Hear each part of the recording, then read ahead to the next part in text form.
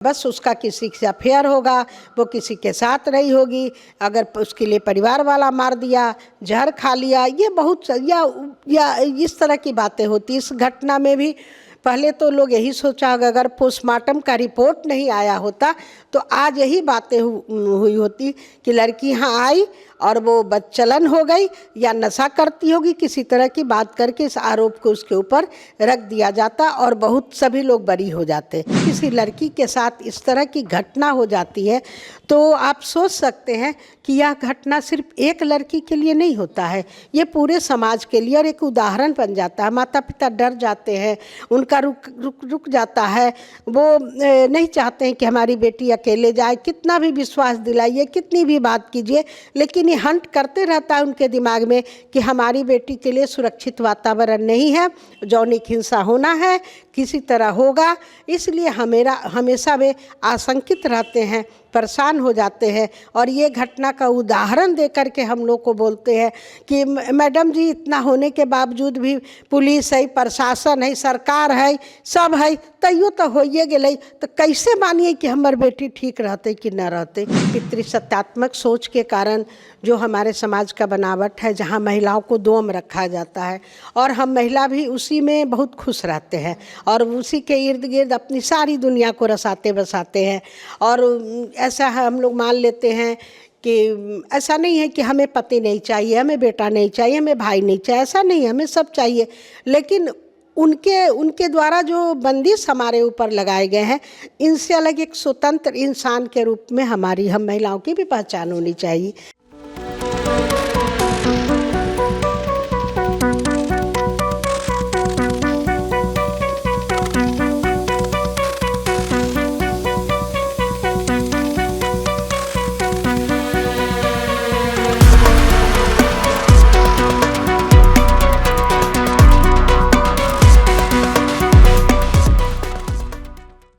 नमस्कार, first look Bihar में मैं निशा श्री आप तमाम दर्शकों का स्वागत करती हूं। और आज हमने स्टूडियो में जिनको बुलाया है वो एक समाज सेवी हैं और महिलाओं के, बच्चियों के अधिकार, उनके उत्थान के लिए वो काफ़ी कार्य करती रहती हैं।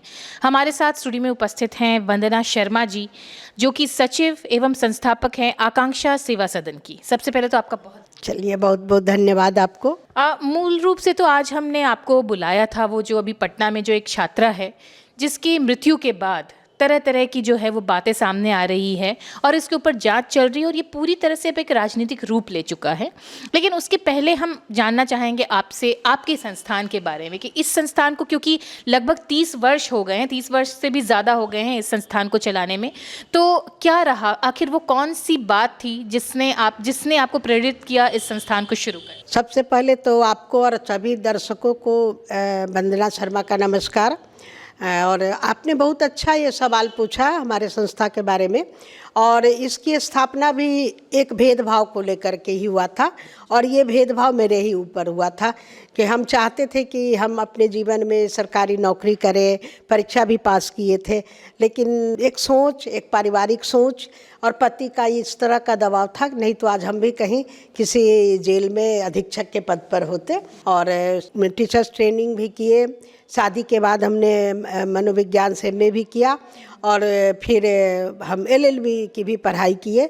पढ़ने का भी शौक़ था और हमको लगता था कि हम कोई सरकारी जॉब करें, लेकिन मौका नहीं मिला। तो हमारी सोच और पढ़ाई लिखाई के दरमियान और आध्यात्मिक चीज़ों के दरमियान हम आचार्य श्री राम शर्मा से जुड़े थे, तो थोड़ा सामाजिक चीज़ों का हमारे अंदर था।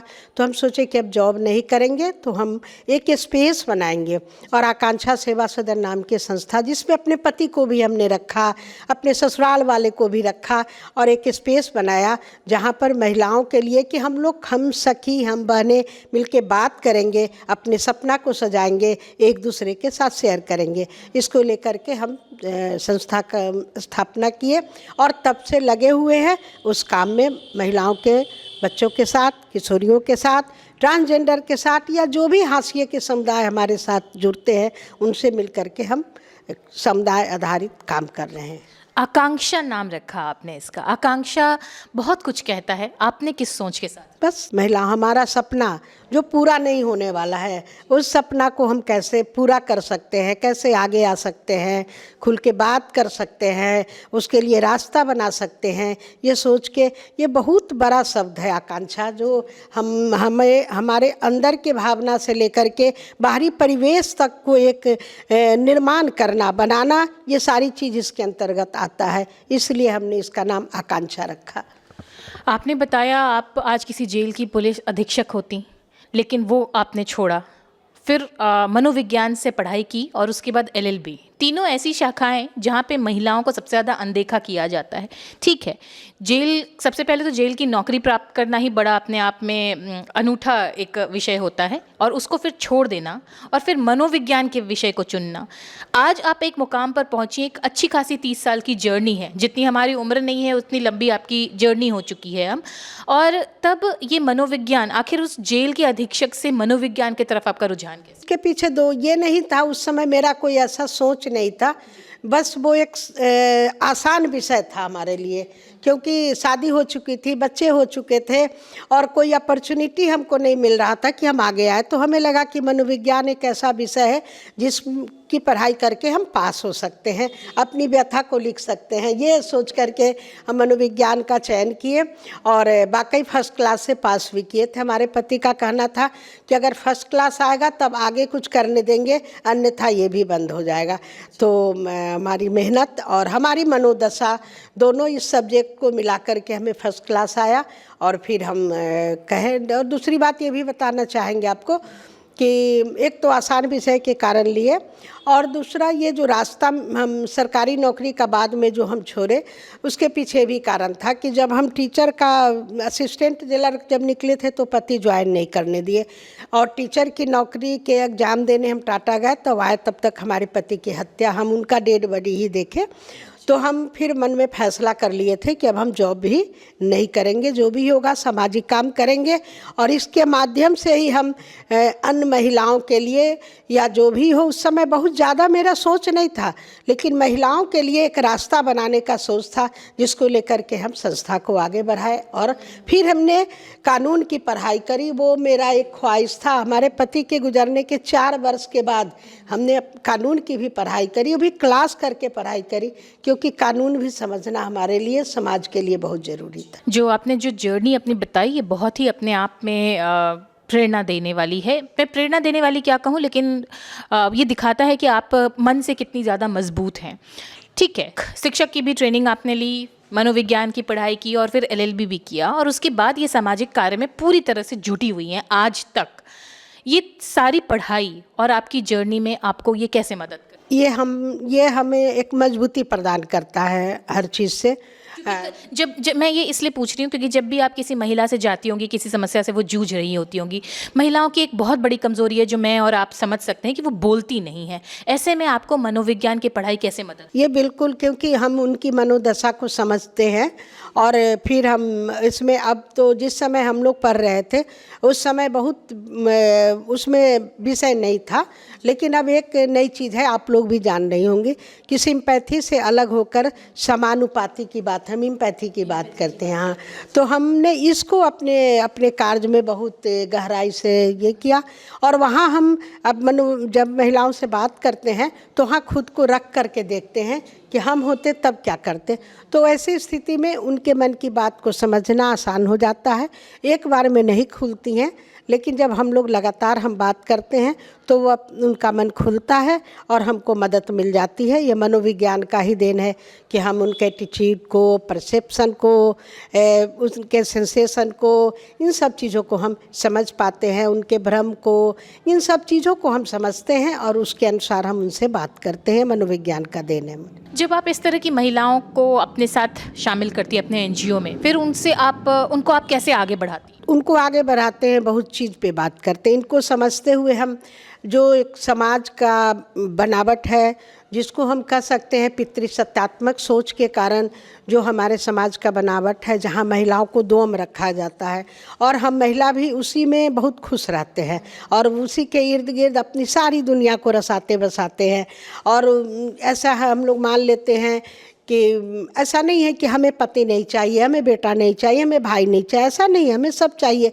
लेकिन उनके द्वारा जो बंदिश हमारे ऊपर लगाए गए हैं, इनसे अलग एक स्वतंत्र इंसान के रूप में हम महिलाओं की भी पहचान होनी चाहिए। तो इसके लिए उनसे बात करना पड़ता है, बहुत तोड़ना पड़ता है, बहुत निकालना पड़ता है, समझाना पड़ता है, बहुत तरह की कहानी के माध्यम से, अपने लोक गाथाओं के भी माध्यम से उनको बताना पड़ता है, बहुत जीवनी से समझाना पड़ता है। तो इस तरह से अपने पढ़ाई और अपने अनुभव और कानून की भी पढ़ाई जो हम किए, तो कानून को भी लेकर के, और संवैधानिक जो हक है, क्यों संविधान में धाराएं डाली गई, इसको भी लेकर के हम उनके साथ बात करते हैं, समझाने का प्रयास करते हैं। कितना कठिन होता है एक महिला को अपनी एक महिला होने की पहचान दिलवा पाना, मैं यही कहूँगी। और ऐसे में जब पटना में नीट की तैयारी कर रही एक छात्रा की खबर आती है कि एक साधारण परिवार से उसको भेजा गया पटना में पढ़ाई करने के लिए, और उसकी एक संदेहास्पद स्थिति में उसकी मृत्यु हो गई, उसके ऊपर विवाद हुआ। एक लड़की नहीं, यहाँ पे बहुत सारी लड़कियाँ सफ़र करेंगी इस घटना के बाद। ऐसी घटनाएं आपके अंदर क्या प्रतिक्रिया लेके आती है? देखिए, अब तो हम निंदनीय शब्द भी बोलना नहीं चाहते हैं, इसलिए किनके लिए बोला जाए। फिर भी ये ज़रूर कहेंगे कि जो भी बुद्धिजीवी हैं, या जो संवेदनशील है, या बिल्कुल विकसित और समुचित और समतावादी समाज की बात जो करते हैं, उनके लिए तो हम ज़रूर कहेंगे कि ये घटना तोड़ के रख देता है, एक चुनौती दे देता है हम लोग को। खास करके बहुत मुश्किल से लड़कियों के लिए एक जगह, एक स्पेस बनता है जहाँ माता पिता हिम्मत करते हैं।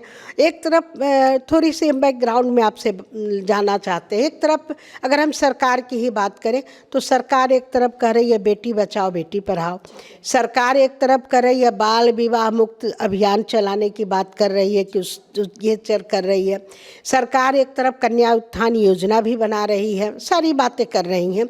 और एक तरफ जब कन्या निकल के पढ़ने जा रही है या आगे जा रही है, हॉस्टल में रह रही है। हाँ, दूसरी बात ये भी कहेंगे, सरकार लड़कियों के लिए छात्रावास की व्यवस्था भी कर रही है, स्टाइपेंड भी दे रही है कि आगे बढ़े, साइकिल योजना से गतिशीलता भी आई, लड़कियां पढ़ाई भी कर रही है, सारे काम कर रही हैं। और दूसरे तरफ जब उन्हीं में से किसी लड़की के साथ इस तरह की घटना हो जाती है, तो आप सोच सकते हैं कि यह घटना सिर्फ एक लड़की के लिए नहीं होता है, ये पूरे समाज के लिए और एक उदाहरण बन जाता है। माता पिता डर जाते हैं, उनका रुक जाता है, वो नहीं चाहते हैं कि हमारी बेटी अकेले जाए। कितना भी विश्वास दिलाइए, कितनी भी बात कीजिए, लेकिन ये हंट करते रहता है उनके दिमाग में कि हमारी बेटी के लिए सुरक्षित वातावरण नहीं है, यौनिक हिंसा होना है, किसी तरह होगा।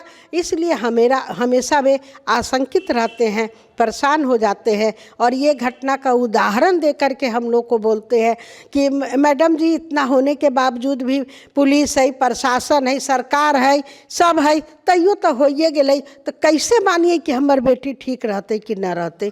तो ये बहुत बड़ी चुनौती आ जाती है हम लोगों के सामने और सभी बुद्धिजीवियों के सामने। इसलिए इससे हम लोग बहुत मर्माहत है, बहुत दुखी हो जाते हैं अगर किसी तरह ऐसी घटना सुनने को मिलती है या देखने को मिलती है। आपने बताया कि आपकी जो एनजीओ है उसकी तरफ से भी जो वहाँ पे प्रोटेस्ट किए गए पटना में। हाँ, हम लोग नेटवर्क है, इब्तिदा नेटवर्क, जो क्रिया नाम की संस्था से है, हिंदी भाषी राज्य में ये नेटवर्क है। और इस नेटवर्क का नाम इब्तिदा है, जिसका मतलब आरंभ करना। तो हम लोग इस नेटवर्क के माध्यम से कल पटना में जितनी महिलावादी आंदोलनकर्ता जो संस्थान है, उन्होंने प्रोटेस्ट निकाला था, तो हम लोग भी इब्तिदा नेटवर्क के माध्यम से इस प्रोटेस्ट में शामिल हुए थे। महिलाएं किसी भी उम्र वर्ग की हों, जब इस तरह से संदेहास्पद स्थिति में मृत पाई जाती हैं, कई तरह की अवधारणाएं जोड़ दी जाती हैं और ज़्यादातर अवधारणाएं ऐसी उनके चरित्र को हनन करती हुई होती हैं। इसके ऊपर आप क्या कहें? आपने बिल्कुल सही कहा है। लोग मौत से ज़्यादा औरत के मरने के कारण पर ज़्यादा चर्चाएं करते हैं, क्योंकि औरत के मौत को तो बहुत सामान्य, क्योंकि दोयम दर्जा है ना, उनका कोई पहचान नहीं है। मर गई, उसके पीछे मरी क्यों? तो बस उसका किसी से अफेयर होगा, वो किसी के साथ रही होगी, अगर उसके लिए परिवार वाला मार दिया, जहर खा लिया, ये बहुत या इस तरह की बातें होती। इस घटना में भी पहले तो लोग यही सोचा अगर पोस्टमार्टम का रिपोर्ट नहीं आया होता तो आज यही बातें हुई होती कि लड़की यहाँ आई और वो बदचलन हो गई या नशा करती होगी, किसी तरह की बात करके इस आरोप को उसके ऊपर रख दिया जाता और बहुत सभी लोग बरी हो जाते। लेकिन ये मानिए कि ये पोस्टमार्टम का रिपोर्ट जो था इस चीज़ को खोल दिया है और अभी जांच भी चल रही है और सामाजिक तौर से जो लोगों का सोच है उसमें भी बदलाव आ रहा है कि कहीं ना कहीं जब लड़की एग्ज़ाम देने के लिए और तैयारी करने के लिए आई है तो वो अपने आप को नहीं मार सकती है, उसको किसी भी तरह से उस के साथ गलत ही हुआ है और गलत किया गया है जिसके कारण उसकी मौत हुई है। आप बार बार कह रही हैं कि स्त्रियों को दोयम दर्जे का जो है वो समझा जाता है, हमारी सामाजिक संरचना इसी तरह की है और इस तरह की घटनाएं हम देखते हैं। कुछ दिन पहले आपने बताया कि किस तरह से एक जो है दिव्यांग बच्ची जो है उसके साथ भी इस तरह की घटना पटना में ही हुई थी। लेकिन आखिर इस तरह की घटनाएं होती ही क्यों हैं? आप समाज के उस कौन से सोच को जिम्मेदार मानती है जो इस तरह की घटनाओं का शिकार बनाती हैं महिलाओं? इसमें दो तरह की सोच है, जैसा कि मेरा कार्य अनुभव करता है। एक तो महिलाओं को बंद करके रखना, अपनी पावर अपनी सत्ता के अधीन रखना। जिसने भी इस चीज़ को बनाया, जब से पितृसत्तात्मक सोच आया है, ये बहुत इतिहास की और लंबी चर्चा की बात है। इसमें हम अगर बहुत पुराने इतिहास में जाएंगे तो वेद वेदांग की अगर बात करते हैं तो हाँ बराबरी की बात थी। अब किसी कारण बस जैसे भी हो ये बराबरी समाप्त होते हुए और महिला को जैसे ही पावर अपनी सत्ता अपने अधीन करके इनको रखना शुरू कर दिया गया, उसके बाद से उनके यौनिकता पर दो चीज़ों पे ज़्यादा कंट्रोल करना शुरू कर दिया गया, उनके यौनिकता पर। जबकि अगर देखा जाए तो पुरुष और स्त्री के जो शारीरिक बनावट है उसमें जो प्रकृति ने विशिष्ट चीज़ दिया है वो महिलाओं के पास है, लेकिन उस विशिष्ट चीज़ के ऊपर ही हर तरह की राजनीतिक और हिंसा की बात होती है और उसको ही सुरक्षित और संरक्षित करने के नाम पर जितनी बंदिशें होती हैं वो किया जाता है। जबकि वो प्रकृति ने दिया है, उसको जो भी अल्लाह कहे, ईश्वर कहे, गॉड कहे, जो कहे उसने दिया है, कोई स्त्री अपने से नहीं लाई है। लेकिन उसको उसके ऊपर तो इसको बदलने की ज़रूरत है। महिलाओं को भी अपने शरीर से प्यार करने की ज़रूरत है, अपने शरीर के ऊपर गर्व करने की ज़रूरत है। हम विशिष्ट हैं और ये समझने की भी ज़रूरत है कि हमारा शरीर है तो इस पर हमारा अधिकार भी होना चाहिए और हम इसके प्रति नकारात्मक जो भी सोच वाले लोग हमारे सामने आ रहे हैं तो हमें आवाज़ उठाने की भी ज़रूरत है। प्रथम द्रष्टव्य ही अगर हम आवाज़ उठा देते हैं तो निश्चित है कि ये बात समाप्त हो जाएगी। दूसरी बात ये भी हम कहना चाहेंगे कि उसकी आवाज़ पे विश्वास करने की भी ज़रूरत है। वो आवाज़ भी उठाती है तो परिवार और समाज विश्वास नहीं करते हैं, चुप कराते हैं। तो ये दोनों सोच जब हम बदलेंगे तभी ऐसी घटनाएं समाप्त होगी और सुरक्षा और सुरक्षित वातावरण बन पाएगा। आप आध्यात्म से भी जुड़ी हुई हैं, आप कहती हैं कि आध्यात्म आपको बहुत शांति देता है जब आप इस तरह से कल्याणकारी कार्यों में जुड़ी हुई हैं। ऐसे में अगर हम कहते हैं तो हम कहते हैं शिव शक्ति, शिव जहाँ पे पुरुष पुल्लिंग को दर्शाता है और शक्ति जो स्त्रीलिंग को दर्शाता है, जिसको हम शक्ति कहते हैं वो ही इतनी ज़्यादा कमज़ोर कैसे हो गई कि वो अपने ऊपर हो रहे अत्याचार को, क्योंकि इस मामले में भी हम देखें तो लड़की ठीक तरह से अपने घर पर बता नहीं पाई थी कि उसके साथ हॉस्टल में क्या हो रहा है, तो वो ऐसी कमज़ोर कैसे हो गई कि वो अपने साथ हो रहे अत्याचार के बारे में बोल भी नहीं पा रही। देखिए, लड़की के ऊपर हम तो बताए कारण बहुत है, कभी फिर हम लोग इस मुद्दा पे बहुत लंबा बात कर सकते हैं। जिस भी कारण से हो, लड़की को अपने शरीर के प्रति बचपन से ही सिखाया जा रहा है कि शर्म करना चाहिए, करो, थोड़ा सीना झुका के चलो, बदन को बहुत ढक के चलो, ये सब चीज़ें हैं। चाहे या मतलब अगर बात करना चाहेंगी तो वो ओपनली बोलेंगे कि वो उनके जोनी को बहुत बड़ा इज्जत से जोड़ा जाता है, लड़कियों के जोनी को, तो बचपन से उनको यही बताया जाता है। तो वो उनके दिमाग में माइंड सेट है। जन्म के पहले से ही मान के चलिए कि लड़की आना, अगर लोग यही सोचता है बेटी होगी तो यौनिक हिंसा, शादी, ये सब बातें दिमाग में चलते रहती है। तो जन्म लेते लड़की को भी जैसे जैसे परवरिश होता है ये सब चीज़ उसके दिमाग में घर कर जाता है, तो वो अपने जो शरीर से संबंधी जो ताकत है उसको भूल जाती है और उसकी क्षमता केवल प्रजनन क्षमता तक रह जाती है। तो इसलिए है कि शिव शक्ति साथ है। थोड़ा अगर हम इस पे चाहते नहीं है बोलना, लेकिन अगर उस शिव शक्ति के रूप को देखिए तो आप वहाँ भी देखेंगे कि शक्ति के ऊपर ही शिव है। शक्ति वहाँ भी बड़ा है, लेकिन हम कहाँ उनको पूछते हैं, पूछते किसको, लिंग को है। कभी कभी देखे शिवलिंग कहते हैं, उसको तो जोनी और लिंग कहना चाहिए कि दोनों एक साथ है। जब तक दोनों बराबर नहीं होंगे ये प्रजनन, ये प्रकृति कुछ भी नहीं चलेगा। लेकिन वहाँ तो हम सिर्फ लिंग की बात करते हैं और इस तरह से दिमाग में बैठा करके बात करते हैं। तो इसलिए हम लोग तो ये मांगते हैं कि भाई हमें देवी ना कहो, हमें दुर्गा ना कहो, हमें लक्ष्मी सरस्वती नहीं सुनना है, सीता मैया ना बनना है। हम जिस नाम में है वही नाम जानो। हम लंगरी है, लुल्ली है, वही कहो। देवी कह के ना हमें पुकारो और ना हमारे साथ बलात्कार करो। जब आप ये कह रही हैं तो कई बार जब भी यौन उत्पीड़न की शिकार कोई महिला होती है तो उनका दोष कहीं ना कहीं हमारे समाज और हम इस तरह के परिवेश में रहे हैं कि दोष उनके ऊपर आ जाता है कि वो उन्होंने इस तरह से कपड़े पहने होंगे। और महिला के अंदर, जो लड़कियां हैं, जो बच्चियां हैं, उनके अंदर भी ये भावना आ जाती है कि मेरी गलती की वजह से मेरे साथ ऐसा अपराध हुआ है।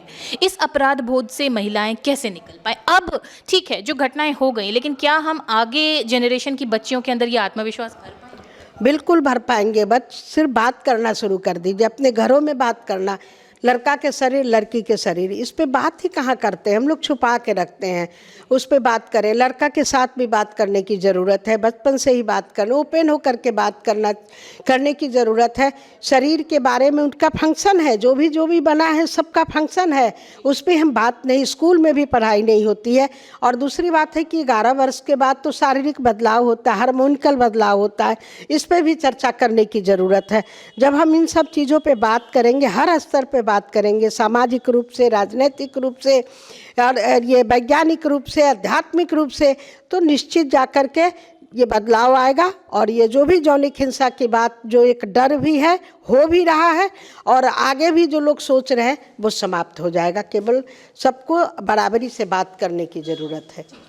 ये तो हो गई पूरे समाज की बात। फिर आखिर सवाल आपसे यही करना चाहूँगी कि जो अभी पटना में जिस छात्रा को लेकर के इतने आंदोलन चल रहे हैं, आपको क्या अपेक्षाएं हैं? क्या होना चाहिए कि अब जो वो छात्रा इस दुनिया में नहीं रही, एटलीस्ट उसके परिवार को न्याय मिले?